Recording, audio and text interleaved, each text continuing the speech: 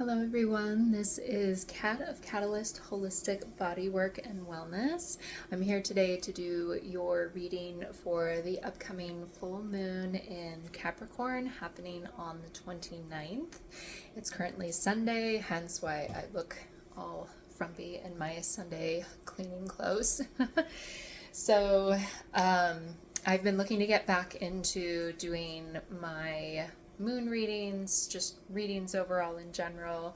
I've taken a long break of doing recordings for these readings, but have really missed tapping into the energies. And I feel the more that I sit in and do these kind of ceremonial readings, the more I'm able to notice and pay attention to those streams of consciousness and synchronicities in my own life. So what better one for me to start on than my own sign of Capricorn as well. So this will be the full reading, and this is just kind of a reading for the general collective. It may or may not resonate with you today, and I'm doing kind of a different approach than how I did my readings before. I kind of look at the chart a little bit and see what kind of patterns I'm noticing intuitively in the astrology, and then just do one of my styles of moon readings. So wherever you're at, hoping this is finding you well. Again, take only what resonates and leave the rest. And let's just dive right in. So maybe taking a moment wherever you are to really land and tune into this full moon in Capricorn. It's landing at 8 degrees of Capricorn tomorrow, which will be Monday the 29th. And just kind of tuning into any questions or any insights that have been coming up for you, any personal awarenesses that have been arising, and seeing if it's all tied together. And just breathing into that moment to really receive maybe your own intuition and guidance starts to come forward.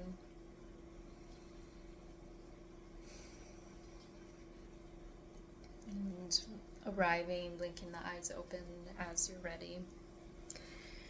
So with the full moon in Capricorn arriving at 8 degrees, this represents the decan of Capricorn. That is the Two of Pentacles in the tarot.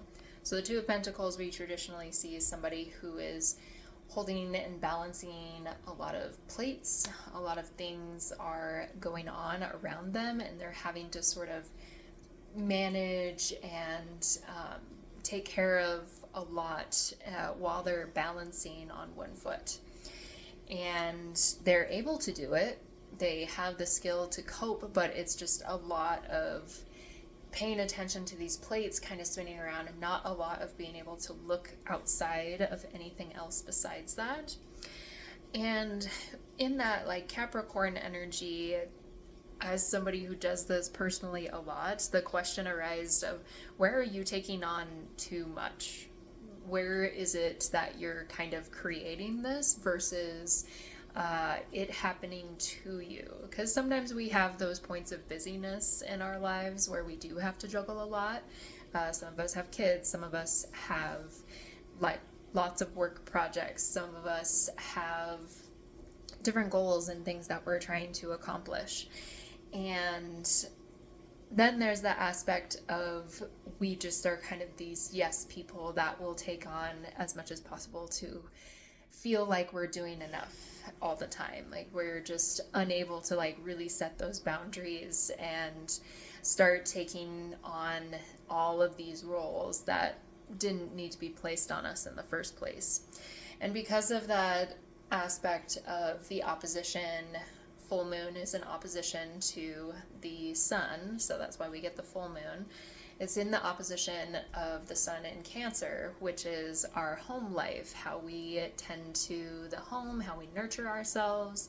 So the question kind of became a little more apparent of maybe balancing work and home life. So some of us could be looking at how are we balancing our family versus our career, or how are we balancing the needs and things that are being asked of us for the projects, the things that we work on, and then are we really tending towards our actual needs and how to sustain ourselves in the long run.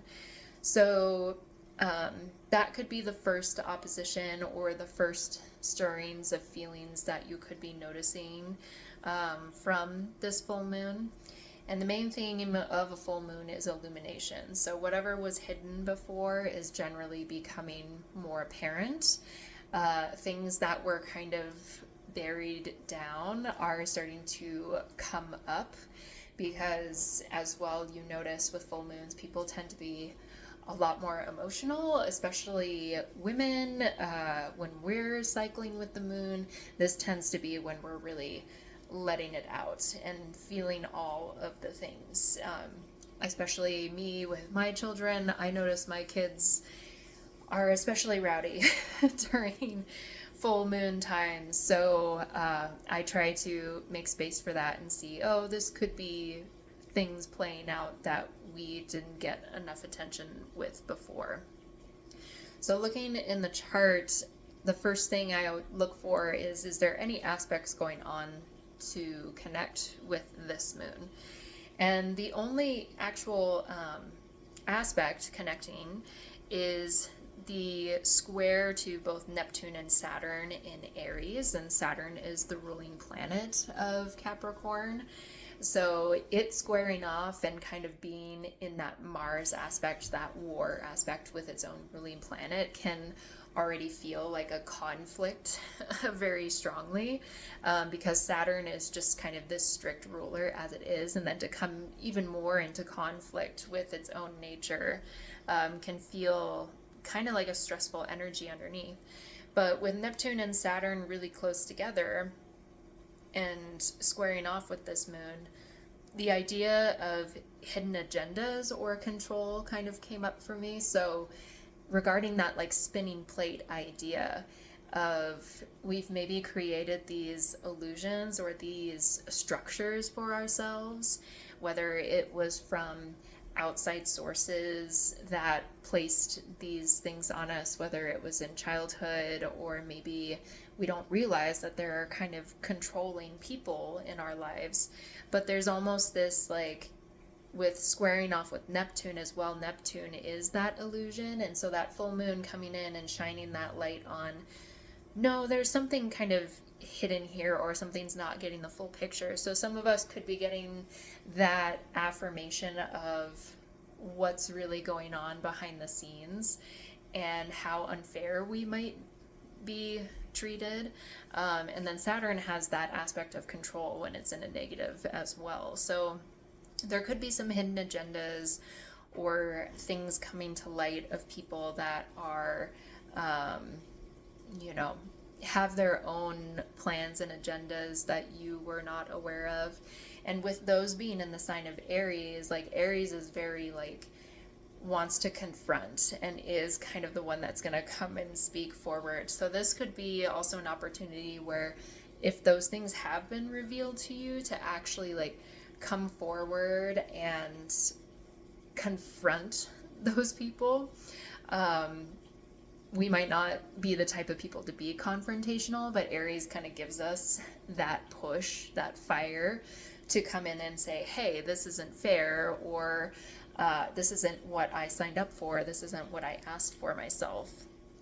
And instead, the other aspect I saw was how we may have been restraining ourselves and hiding ourselves. So if this maybe isn't happening externally, internally we could see how we're playing small instead of being bold or speaking what's on our mind. We're kind of just, again, being that like, yes, man, we'll take whatever you say, instead of just standing our ground and starting to take our own power back and take our own accountability. And there's another square, because it's squaring the moon, it's also squaring the sun, because it's right there in the middle. So squaring the sun in Cancer, when Cancer feels that conflict, Cancer shuts down. Cancer clams up and doesn't want to speak or share, like kind of clenches inward and won't open up until it feels safe again. And so this could be a part of your personality, or this could be something that's showing, you know, you kind of have two ways you could approach this. You could either clam up and you could shut down, or you can kind of come forward and really speak your mind and really say, hey, this is my feeling, this is what I want, this is how I feel about it. And that could all be, again, that internal work or the external work. And it's not to say either way is wrong. Like sometimes it's good to like protect and shut down and like wait for a better opportunity to say what we really mean. And other times it's like, no, we need to be really blunt and really forward. But there's always a shadow aspect between two. We could say something really hurtful if we don't put some thought into it. Or we can just continue, like if we just shut down and we just kind of go through the routines, then nobody ever really hears what we have to say. So there's, because of that square, being careful of which aspect or route you decide to take, and acknowledging like the unhealthy patterns versus the healthy patterns. And so that's really like the main aspect to the moon, but there's a lot kind of going on outside of the moon along this side. And, you know, of course this moon is going to affect everyone. This is just general overall, because all of this is going to change depending on where that moon falls in your personal chart. So whatever house it falls under, it's going to affect things a little bit differently and in different areas of your life. But what's interesting is like there's a bunch of sextiles and trines happening right on this like left quadrant of the chart that's connecting with this Saturn and Neptune. So we have an exact sextile to Pluto, which means they're at the same degrees. So at that same 4 degrees Aries, we have 4 degrees Pluto in Aquarius. Which to me, that sextile is also that feeling of maybe being called to something bigger, so something within the collective, but also that like shadowy illusion aspect of Pluto. You know, Pluto is more about like, okay, we see what needs to be changed, and now it's just like we're going through this big transformation, like the phoenix is rising from the ashes. So there's a lot of change, not only in us personally, but in the collective. I really see this a lot with all the commotion of like growing pains, like the dynamic of our society is really shifting. And even though it's not where we want it to be, or we see like a lot of the chaos and control and things happening in there is this aspect of the work that it's not you, it's the system that you're working in. So the being called to like, oh, I need to stick up for myself, and I need to really start voicing more of like, this has been too much to carry. That's not a fault within yourself. There is something in the system for all of us that is not working anymore. And we're trying to navigate and figure it out, but that old system just kind of wants to keep its claws in us and keep us in that same rut and running as it did before. But ultimately, humans, the dynamic, are the way we're meant to grow. We are always supposed to change. We're meant to see when things are falling short. Like Pluto is that showing of like the death and the new cycle, and we as humans don't always like and accept that part of the cycle. We kind of just want to stay on the one track. But with that change in the system, we also find that we're becoming more aligned with the work that we're really meant to be doing. So that sextile continues to the next exact, which is the Aries sextile to Mars and Gemini, which is also having that trine to Pluto as well, because those are all at 4 degrees. And Mars just moved into Gemini, so we have it at 0 degrees, and then we have Uranus right next to it at 3 degrees. So those are all like really getting close to exact as well.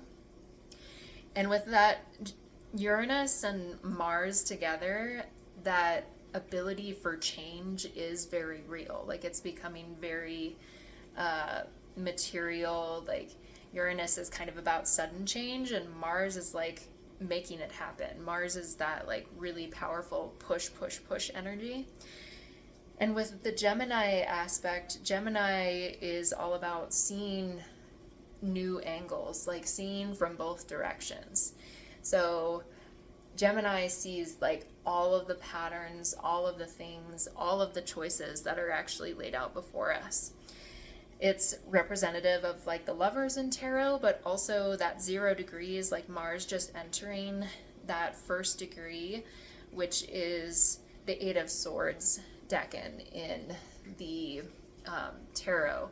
And normally this has to do a lot with like how we mentally keep ourselves trapped, how we kind of blind ourselves and don't see the choices around us. We are just kind of stuck in the mental gymnastics of whatever stories we've created, whatever path we've laid out before us. And now, as we move through that with Uranus and Mars, now we're going to come out of this phase of like, actually, I do have a lot of options, and there are things that I can do to change this, especially with that Aries and Neptune and like Saturn energy. Like, we do have that like support coming through. And then you have the next sextile, which is connecting the Mars to Jupiter, which is at the end of Cancer, and it's moving into Leo, so that's when it's going to get closer to more of that sextile position. And as we're moving into that, the energy of stepping into Leo is like, okay, we've done the nurturing path, we've done the tending to and self-care, and now we're kind of ready to sort of go out into the world as more of our like regal, really authentic self. Like, we're ready to be seen, we're ready to be heard, and we're not afraid of it. Like, similar to Aries, like Leo's very bold, but Leo's also playful and is also really comfortable with, like, they maybe go with the flow a little bit more than like an Aries might. Like, an Aries really is like the go-getter and make things happen, and Leo's just like here to enjoy and play and savor like the good things in life. So what was the theme I came up with? Stepping into our own grandness and authority, but remembering what ties us to the collective, because that string, again, of the opposition of Jupiter to Pluto. So we still have this aspect of like, we kind of have this bind, this tie of like, yeah, we're shifting and changing a lot, but we also have to remember not to lose sight of what we're contributing to the collective, because that's the system I think that we're leaving behind. Is everybody's been in this very like oligarch, greed, like how much can I do for myself type society, versus now we're stepping into, okay, I am this unique individual, I have a lot to contribute, I deserve to speak my mind and be a part of things, but in the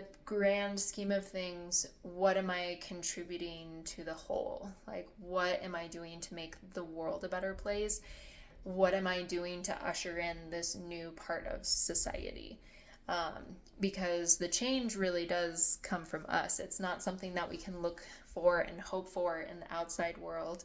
It is all about how are we the stewards and the ushers of what we want society to look like going forward. And that seems like a lot with Capricorn doesn't do the light work. Capricorn is all about the karma, doing the work. We need to get these things done. There's no resting until the work is finished and accomplished. We are reaching the top of the mountain, and then maybe we'll take a break, but really it's just continuous work. And these sorts of shifts and changes, like societally, don't happen overnight. They are something that takes dedication and recentering back to self if we want to see something that truly shifts and changes. So that's like astrologically what I saw going on. And this could be something you've already been noticing in yourself. This could be something that you're like, hey, I've already been kind of feeling this from everything I've been watching on, what's going on in the world effects and things like that. But with the full moon illumination, this is like the culmination of everything. So now we've reached this pinnacle and we're seeing what's working, what's not working, and we're moving on into the next phase. And I've been hearing a lot through astrology, like July is going to be this kind of really intense. Overall this year, I think fire horse energy is just overall intense. But July specifically, there's a lot going on as we go into the rest of this half of the year. Okay, so let's get into the reading. This is much more outside of just my intuition. This kind of just pulls from the oracle and what is going on specifically with this moon. So I always start with the moon cards, asking 3 basic questions. Our first question being, with this moon in the full moon aspect, what right now needs to be released and let go of? Because this is what full moons are about, is release. Seeing what we no longer need to carry as the moon starts to go back into shadow. What are we letting go of? What needs to be released?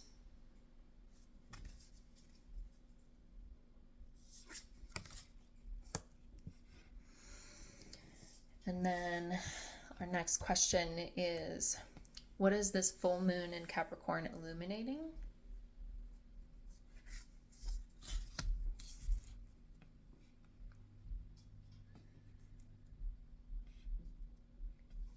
And what comes next?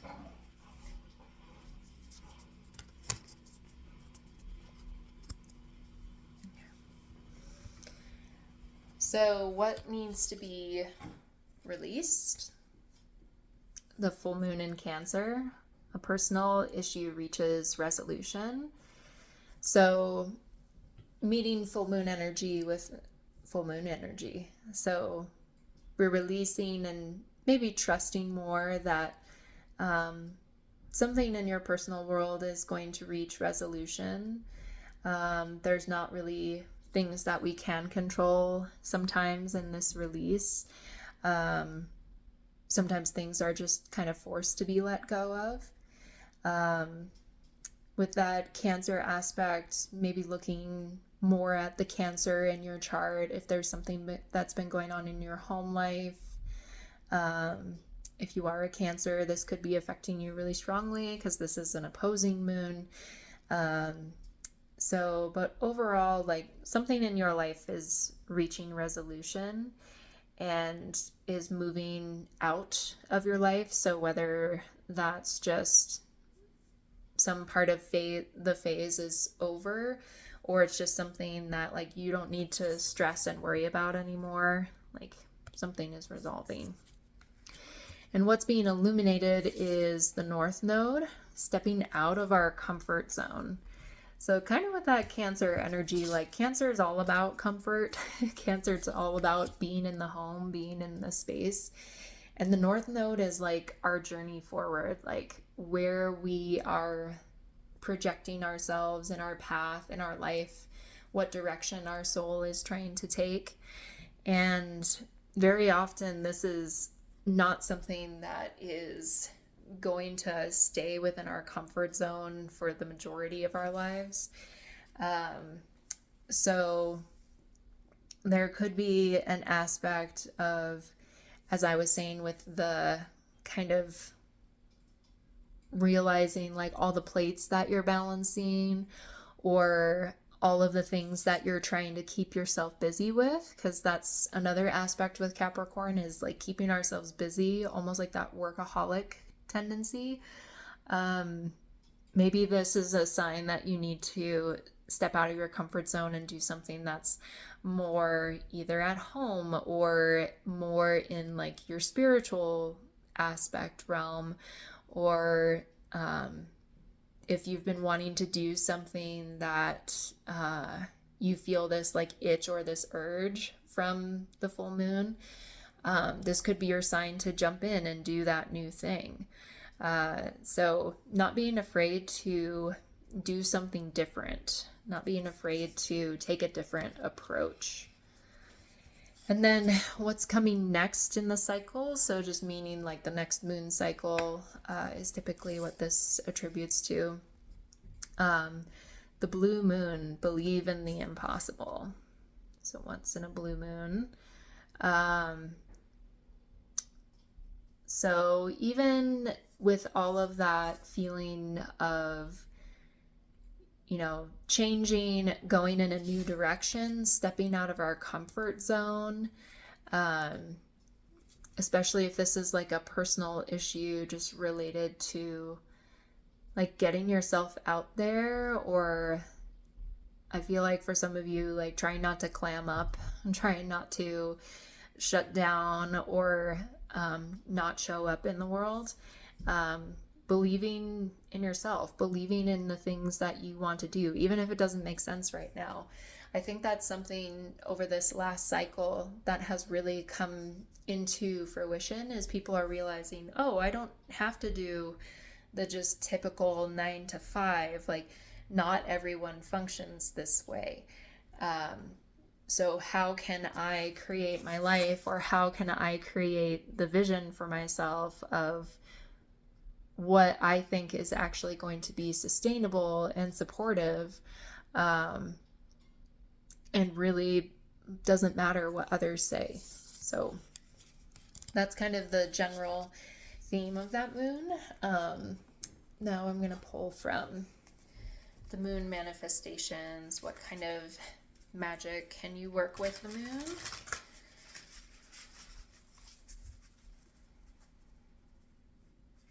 So what aspects of medicine of the moon can we work with? Clarification into this.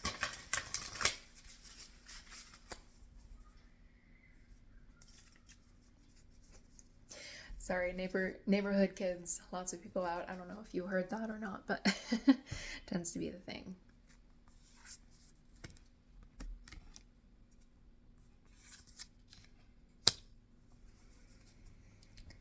Okay, so some other moon magic, more full moon energy coming through. That full moon in Libra, finding a balance. So that Two of Pentacles energy I was talking about, finding that balance between the work and the play, finding that balance in your life where you are meeting your own personal needs, but you are still getting to do the work and the things that you enjoy.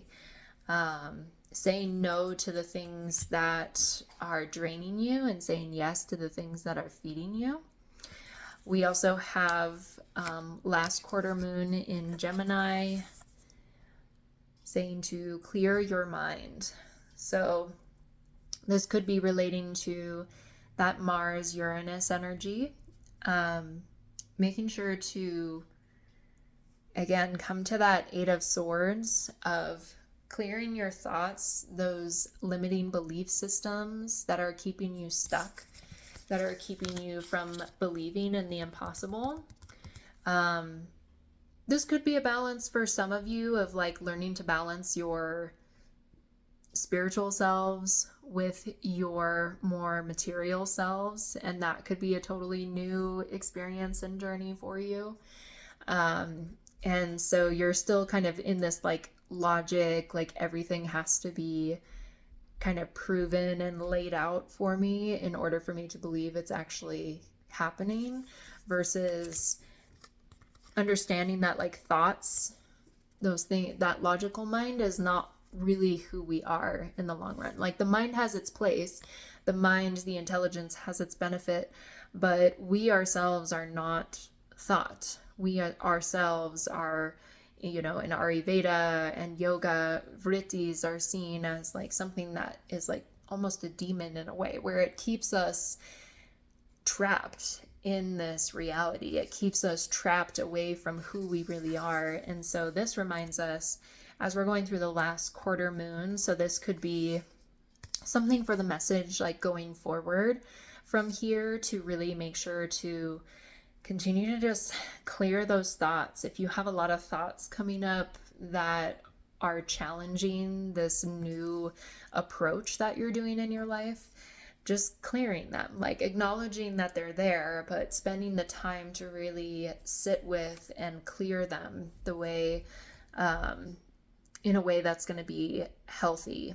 Because most people really misunderstand, like it's really hard to actually have a fully quiet mind in modern worlds. It's impossible to really fully get rid of thoughts, but it's how we direct our thoughts is what's important.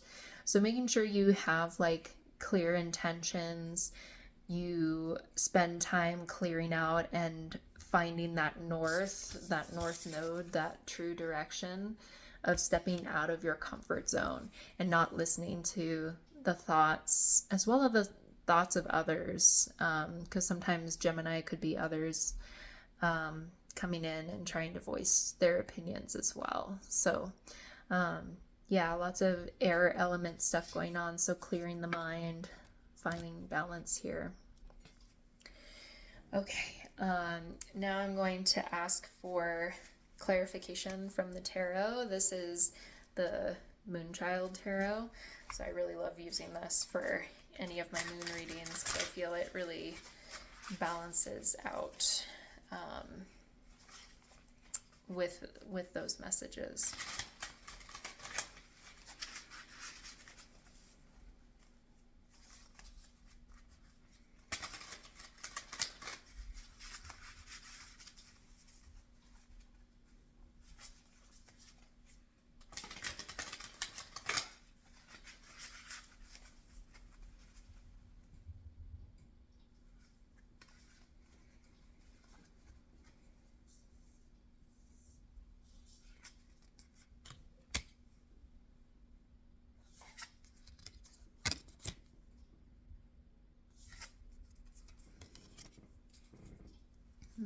Okay, so first card we have is the Seven of Wands, or sorry, Seven of Swords. And there's almost that message again of like hiding the self. Seven of Swords is all about like deception. So where we've been deceiving ourselves or where others have maybe deceived us, starting to get that clarity, that clarification. And coming back into center and finding that balance, because there is this offering from the Page of Pentacles of like there's new opportunity. So some of you could be having like a new job opportunity or a new financial opportunity, or something just kind of falls into your lap. It could be a new form of study. It could be just a sudden wave of money. It could just be something that just like opens up that door for you to see like there's more options for you than you realized before. And those self-deceptions, those stories that everybody else tells us, maybe, oh, you wouldn't be good at this, or why would you want to do that? That seems crazy. Like, these are all those like nasty, gritty stories, deceptions, things like that. And what this is really presenting is, I like this imagery where it's like the person sees what they want and is reaching for it. Like, there's no question, there's no hesitation. This is like, yes, I'm gonna reach out for this. So with this new moon, like around the time, or sorry, full moon, you have to excuse my pregnant brain. I mix up my words a lot while trying to talk about these sorts of things. But that opportunity could be coming around like this full moon, or during like the completion of this cycle. Like, there's going to be an opportunity that presents itself, because then going forward is like the Fool. That's like starting a new journey. That's also taking a leap of faith into the unknown, that believing in the impossible. That I had this like image of, from that like Two of Pentacles, that like shedding of responsibility. So for some of you, it may not be possible for everyone, but for some of you, you could be feeling this just like, I don't want to do this like monkey circus thing anymore. I'm ready to just start fresh and like fully put the plates down, let go of all of these responsibilities, and really just take a leap of faith into whatever it is you're deciding to do. This is supporting that sort of leap. There's the butterflies with the transformation. There's this white wolf, which is really, for me, what the wolf energy really says is like, you know, this is like a lone wolf, like kind of taking their own journey and leading their own life. So at times, maybe this could feel like a lonely phase too, but, you know, they still know in their heart of hearts, like this is the right direction and right decision for them. So trusting, even if you don't have the full picture just yet, like that inkling, that push that's coming forward is happening for a reason. And it's meant to redirect you towards your north and redirect you to what it is you are really contributing in like the grand scheme of everything. Okay, so now I'm going to ask what astrological aspects are most important to be aware of at this time. So regarding this full moon around you, this one kind of really wants to slip out. What aspects, astrological aspects, are most important right now?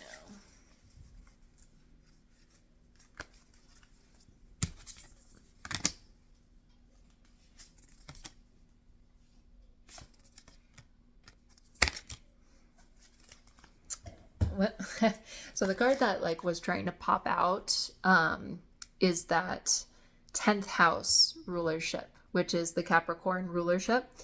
It's the authority, that like climbing the mountain, ascending the mountain imagery I was talking about before.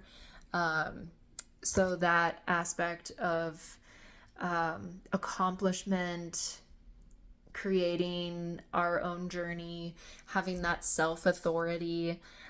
So looking at your 10th house aspects currently through this full moon as well, there could be for some of you a lot going on in the 10th house, which is also career related.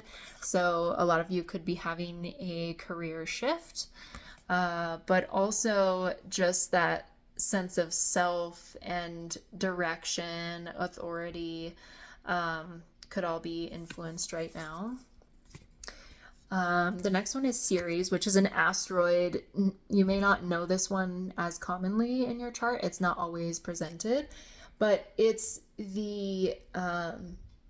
one of the asteroids of like harvest and accomplishment as well. But Ceres is that more feminine, like nurture. So nurturing what we grow. Also nurturing and tending to the things that are important to us. So that could be that aspect of like you've been spending a lot of time on someone else's dream and not your own, or you have been putting so much energy into work and not enough energy into yourself. And so you could look at your own Ceres, how Ceres is showing up in your chart right now. I'm not sure where Ceres is at sign-wise at the moment. So Ceres could be one that pops up in your chart. And then we have that Libra, that balance again. Balance is a huge one for this reading right now. So if you're a Libra, this could be a super important reading for you right now. If you have a lot of Libra aspects, or looking at the Libra rulership in your chart, which is the 7th house, and that's all about relationship. So relationship also means how we interact with the two, how we have relationship with ourselves, relationship with our loved ones, relationship with society. Everything is this like co-creative, how do we find balance for the greater good? How do we make sure everything is fair and kept up? And then, oh yeah, we had a 48, a 29, and a 7. So those could be important numbers too.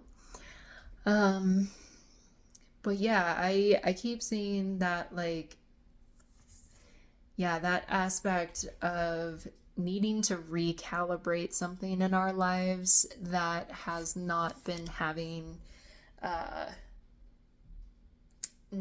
not created enough balance in our lives. So it could be that work relationship dynamic.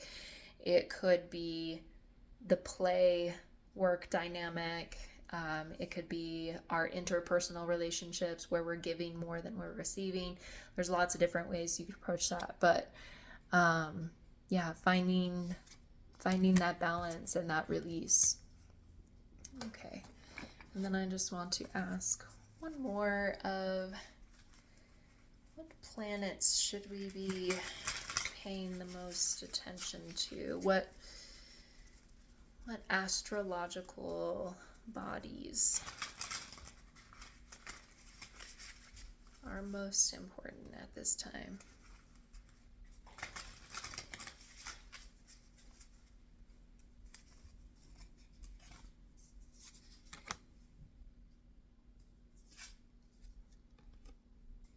Okay, so Pluto's coming through, so paying attention to that Pluto and Aquarius. This is something that's just happening for the collective for quite a few years.